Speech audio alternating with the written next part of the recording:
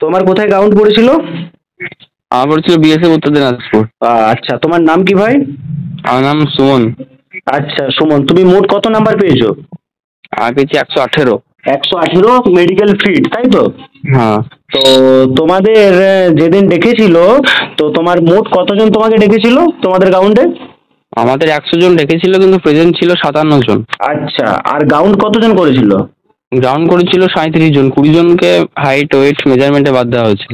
আচ্ছা, height weight মেজারমেন্টে 20 জনকে বাদ দেওয়া হয়েছিল, গ্রাউন্ড করেছিল 37জন। হ্যাঁ। আচ্ছা, আর গ্রাউন্ড পাস ডাইরেক্টলি কতজন করেছিল? 23 জন করেছিল গ্রাউন্ড পাস। 23জন করেছিল। মেডিকেল ফিট ডাইরেক্ট কতজন হয়েছিল? 10 জন। 10জন হয়েছিল। আর মেডিকেলের জন্য কতজনকে দিয়েছিল? রিমেডিকেল দিয়েছিল 13 জনকে। 13জন। তার মানে এখানে ডাইরেক্টলি ফিট হচ্ছে 100%-এর মধ্যে 10%, তাই তো? 10জন যদি ডাইরেক্টলি ফিট হয়, হ্যাঁ হ্যাঁ। তাহলে এখানে 10%, মানে গ্রাউন্ডে পার্সেন্টেজের হার যাকে বলা হয় 50 থেকে নেমে প্রতিটা গ্রাউন্ডে প্রায় 10%-এর মতো আসছে, তাই তো? হ্যাঁ হ্যাঁ। আচ্ছা, তার মানে এখানে একটা জিনিস বোঝা যাচ্ছে যে এবছর মানে কাট অফটা তোমাদের সত্যিকারেরই কম যাবে, কারণ এটা তোমাদের পরিসংখ্যান বলছে। কারণ আমি এর আগেও ইন্টারভিউ নিয়েছি, হ্যাঁ, দুর্গাপুরে বা জলপাইগুড়ি বিভিন্ন ক্যাম্পে, সেখানে সেই একই কন্ডিশন। কিন্তু হ্যাঁ, হ্যাঁ, হ্যাঁ। এখানে ধরো তোমার 57 জন হাজির ছিল, তার মানে বাকি ধরো এখানে তোমার 43%, মানে 43 জন তোমার অ্যাবসেন্ট ছিল। হ্যাঁ সেই ছেলেগুলো হয়তো কিছু বহিরাগত হতে পারে, তাই তো? হ্যাঁ। হ্যাঁ তারা আসছে না ভয়ে যে এখানে বেঙ্গলের ছেলেগুলো কাগজপত্র ছেড়ে দিচ্ছে, বা হ্যাঁ, হ্যাঁ। বিভিন্ন কারণের জন্য তারা ধরো কিছু ভালো নাম্বার আছে, কিছু খারাপ নাম্বার আছে, এরকম ভাবেই তো তারা এসেছিল, আসেনি।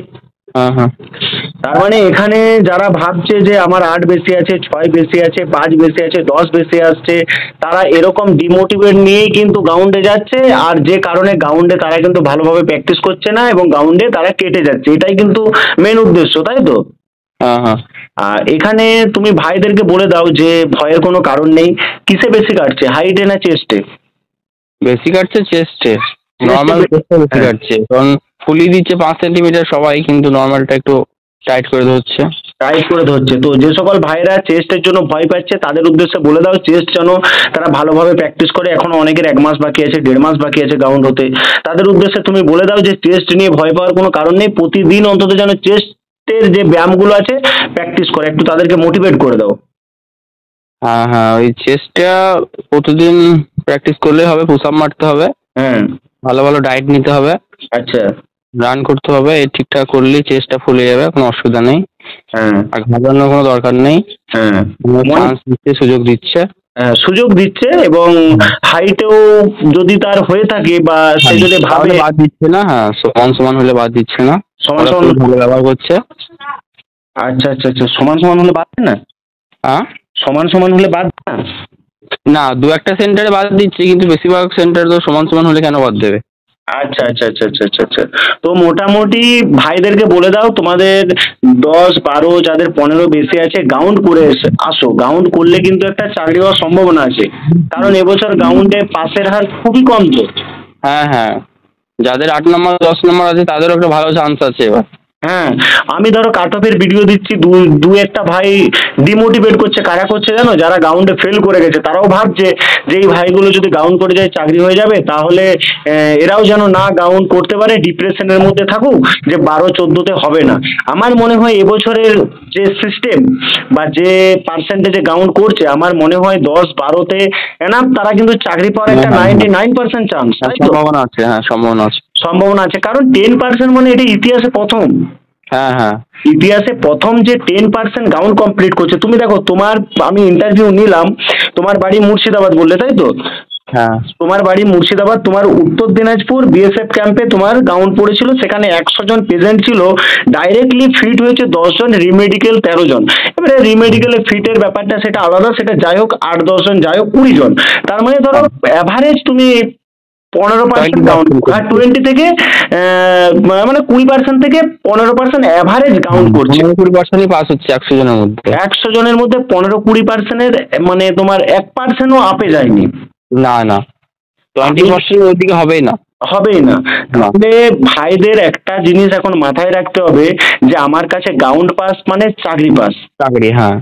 এখন ওকে একটা জিনিস ফলো রাখতে হবে, নট কিন্তু ডিমোটিভেট হয়ে আমার আর্ট বেশি আছে দাদা হবে না, আমি গাউন করছি আমার ডিমোটিভেট হচ্ছে, মানে হবে না, ফালতু গাউন করে মেডিকেল ফিট হয়ে কি লাভ, এই মস্তিষ্কে এই রকম চিন্তা ভাবনা ঢুকেই কিন্তু গাউন বেশি কমপ্লিট করতে পারছে না, ভালো করে জিনিসটা হ্যাঁ বোঝো। হ্যাঁ এই সুযোগে যারা ফিট হচ্ছে, অনেকে কি বলতো ভালো ভালো ছেলে তারা বিসিএস, এসআই, ডাব্লিউপির বিভিন্ন চাকরি পরীক্ষার জন্য প্রস্তুতি নিচ্ছে, সেই সব ছেলেগুলো পরীক্ষা দিয়েছে, তারাও কিন্তু অনেকে কি হচ্ছে বলতো ভালো মেধাবী ছাত্র গাউন করতে পারছে না, যে কারণে হ্যাঁ। অরিজিনাল যারা বিএসএফ সিআরপিএফ ক্যান্ডিডেট তারা বঞ্চিত হয়ে গেছে, তারা সেই জায়গায় মেরিটে আসেনি, তারা ঘরে বসে আছে, আর যারা পাস করছে তারা কি বলতো তারা মোটামুটি গাউন্ডে আবার কেটে যাচ্ছে, তার মধ্যে যে সকল ভাইরা পাস করছে তাদের একটা 100% সুযোগ যে চাকরিটা হওয়ার।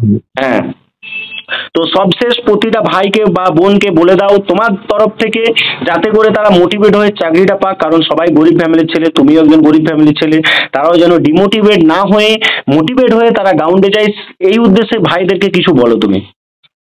যাদের 8 নম্বর 10 নম্বর 5 নম্বর বেশি আছে তারা যে ডিমোটিভেট হয়ে গ্রাউন্ড করবে না সেটা না, এবার কাট অফটা অনেকটাই কম যাবে, কারণ মাঠ মেডিকেল একসাথে হচ্ছে বলেই এতটা চাপ হচ্ছে, হুম তাই কাট অফ অনেক কম যাবে, সবাই গ্রাউন্ড করো ঠিকঠাক করে, হুম কোনো অসুবিধা হবে না এবার। আর স্যাররা খুবই ভালো, চান্স দিচ্ছে, অনেক সুযোগ দিচ্ছে। আচ্ছা, অনেক সুযোগ দিচ্ছে, দেখো তোমরা নিশ্চয়ই ভাইয়ের কাছে শুনলে, তো ভাই তোমাকে অনেক ধন্যবাদ যে তুমি এত সুন্দর একটা ইন্টারভিউ দিলে এবং ভাই বোনদেরকে মোটিভেট করলে, আমি নেক্সট আরো ইন্টারভিউ নেব প্রত্যেকের কাছ থেকে, তো তোমার কাছে এই ইনফরমেশন পেয়ে হয়তো অনেক ভাই যারা দুর্বল হয়ে পড়েছিল তোমার এই ভিডিও, বা যে সকল ভাইরা দুর্বল হয়ে পড়েছিল তারা ধরো তোমার এই মোটিভেট কথা শুনে তারাও একটু সাহস পেলো, কারণ চেস্টে ধরো সর্বশেষ বলবো চেস্ট একটু যেহেতু টাফ দেখছে, তোমরা চেস্টের, হ্যাঁ চেস্টের ব্যায়ামগুলো প্রতিদিন দুবেলা তিনবেলা বাড়িতে অন্তত হ্যাঁ ফোলানো প্র্যাকটিসটা করো,